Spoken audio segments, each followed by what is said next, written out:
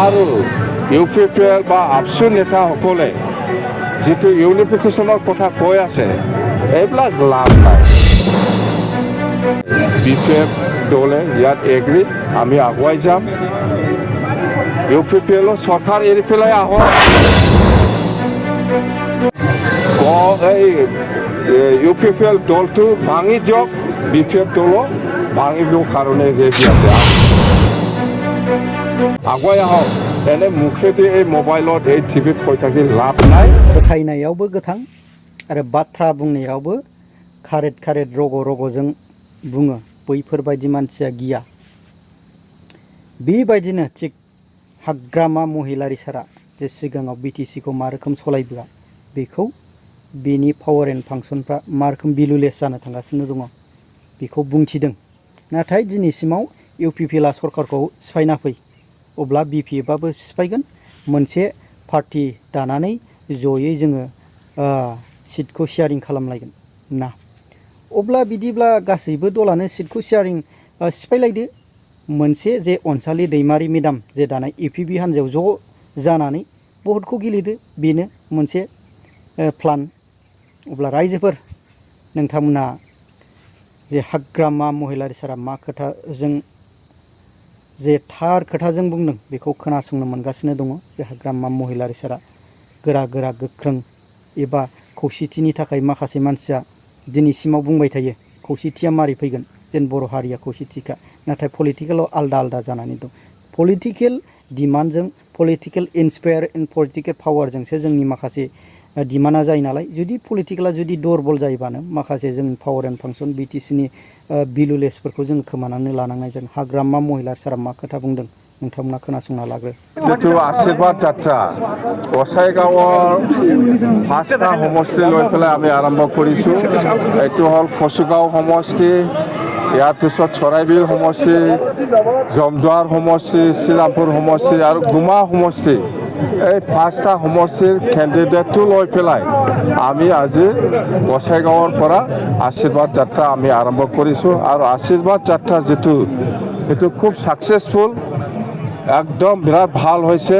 হাজাৰ হাজাৰ সকলো জাতি জনগোষ্ঠীৰ মানুহ ওলাই আহিছে।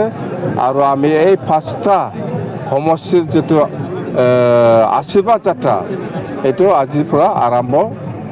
অহা 9 তাৰিখত আকৌ কোকৰাঝাৰত হ'ব, 10 তাৰিখত আকৌ ভেৰগাঁৱত হ'ব, এনেকুৱা হৈ থাকিব। ডিষ্ট্ৰিক্ট ৱাইজত আমাৰ এইটো পৰ্যায়ক্ৰমে হৈ থাকিব। আৰু বিৰাট ছাকচেছ আমাৰ আজি 5টা সমষ্টি লৈ পেলাই যিটো আশীৰ্বাদ যাত্ৰা। নাই, এইটোতো Bpfটো আজিৰ দিনত কেণ্ডিডেট ডিক্লেয়াৰ কৰিব পৰা নাই, ইহঁতৰ কথা। বাকী দলবিলাক কেণ্ডিডেট ডিক্লেয়াৰ কৰিব পৰা নাই, এইটো ইহঁতৰ কথা। বেলেগ দলৰ কথা আমি একো নাজানো। কিন্তু Bpf দল হিচাপে স্পষ্ট, যোৱা 4 তাৰিখত আমি 22টা সমষ্টিত কেণ্ডিডেট ডিক্লেয়াৰ দিছে। আৰু 15 আগষ্টৰ ভিতৰত অতি সোনকালে আৰু বাকী সমষ্টি ডিক্লেয়াৰ দিব।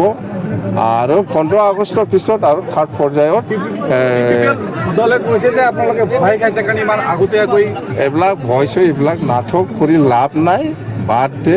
মই কৈছোঁ আপোনালোকৰ ওচৰত আজি গুৰুত্বপূৰ্ণ মই কথা কৈছোঁ। Bpf দলৰ প্ৰেচিডেণ্ট হৈ পেলাই Bpf দল সকলো জাতি জনগোষ্ঠীক লৈ পেলাই Bpf দল গঠন হৈছে। অকল বড়ো জাতিৰ কাৰণে নহয়, সকলো জাতি জনগোষ্ঠীক লৈ পেলাই আমি Bpf দল কৰিছোঁ আৰু গঠন হৈছে। আৰু সকলো জাতি জনগোষ্ঠীৰ কাৰণে এই Bpf দলে কাম কৰি যাব। আৰু Bpfআব বা আপছু নেতাসকলে যিটো ইউনিফিকেশ্যনৰ কথা কৈ আছে এইবিলাক লাভ নাই।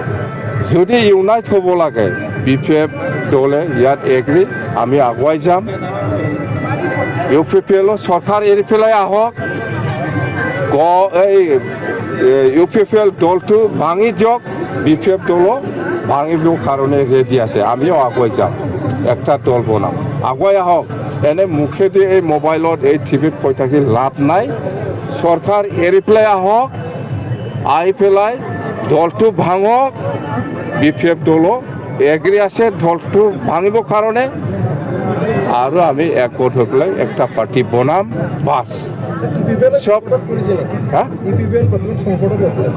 ইউপিপিএলটো সংকট এইবিলাক সুধিবই নালাগে সংকটত থকা কাৰণেতো এইবিলাক বাহানা কৰি আছে যে ইউনাইট হ'ব লাগে কেনেকৈ ইউনাইট হ'ব ইউনাইট যদি হ'ব লাগে আপুনি চৰকাৰে এইফালে আহিব লাগিব ইয়াৰ পিছত দলটো ভাঙিব লাগিব বিপিএফ দলো আগুৱাই পেলাই দলটো ভাঙাই দিম একেটা পাৰ্টি আমি বনাম পাছ হৈছেতো আৰু যদি দল ভাঙাব নোৱাৰে চৰকাৰ এৰি পেলাই আহক যদি দল ভাঙাব নোৱাৰে চৰকাৰে এৰি পেলাই আহক ইউপিপিএল 20টা বিপিএফ 20টা খেলিব পাছ হৈছে दिनैनि समाव दिनैसिमाव रावबो गावनि गादि जानो लुगैजोबनाय मानसि दंसै रावबो हगारनानै मोनसे दोलोजों ज' जानानै बेबायदि सिट शेयार खालामलायनाय गेलेलायनायखौ रावबो लुगैला जुदि बर' हारिखौ माखासे बर'नि जुदि सेन्टिमेन्ट दङब्ला बर'नि जुदि थै दङब्ला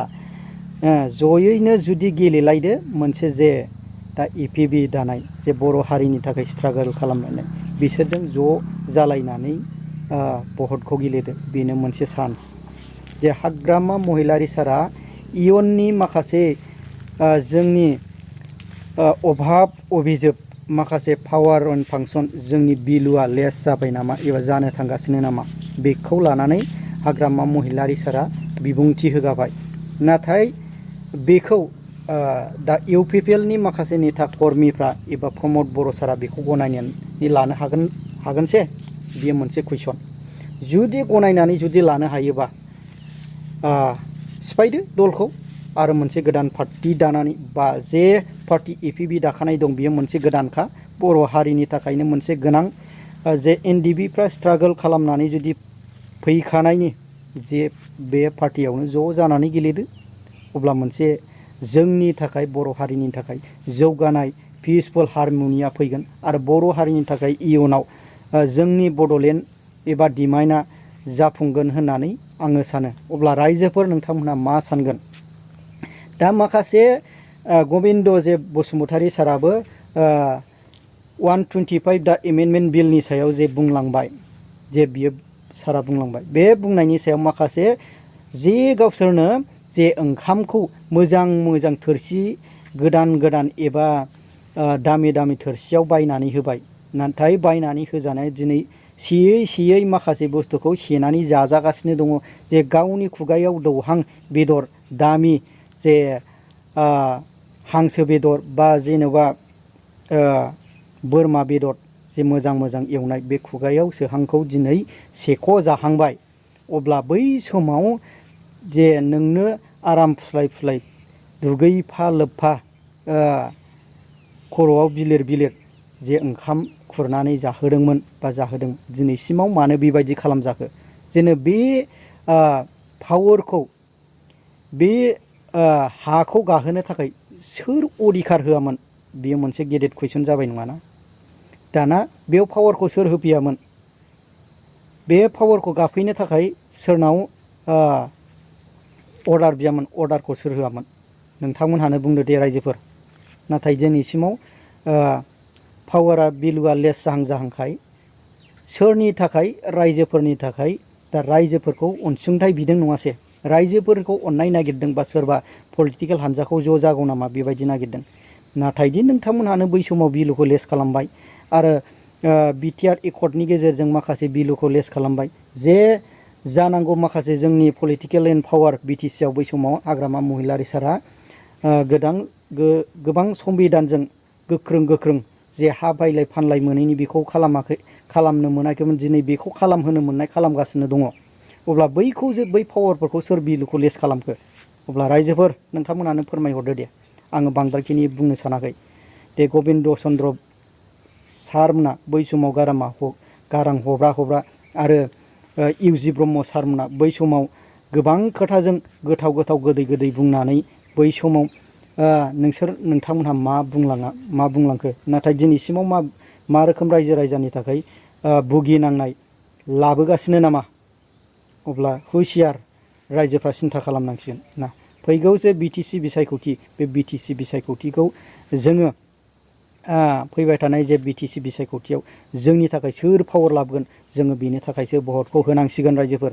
जोङो बिसोरनि थाखायसो जायफ्रा जोंनि माखासे थांनाय जेन पावार एन्ड फांसन जोङो बेखौ दा दावहा नांफिननांसिगोनसो बेबायदि जानायनि सम्भाबना फैबाय।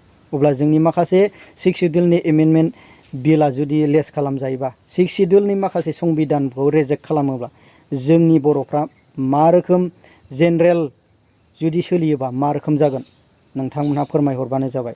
आरो जुदि जायफ्रा चेनेलाव गोदान चेनेलखौ साबस्क्राइब खालामदो आरो कमेन्टनि गेजेरजों फोरमायहरबानो जाबाय।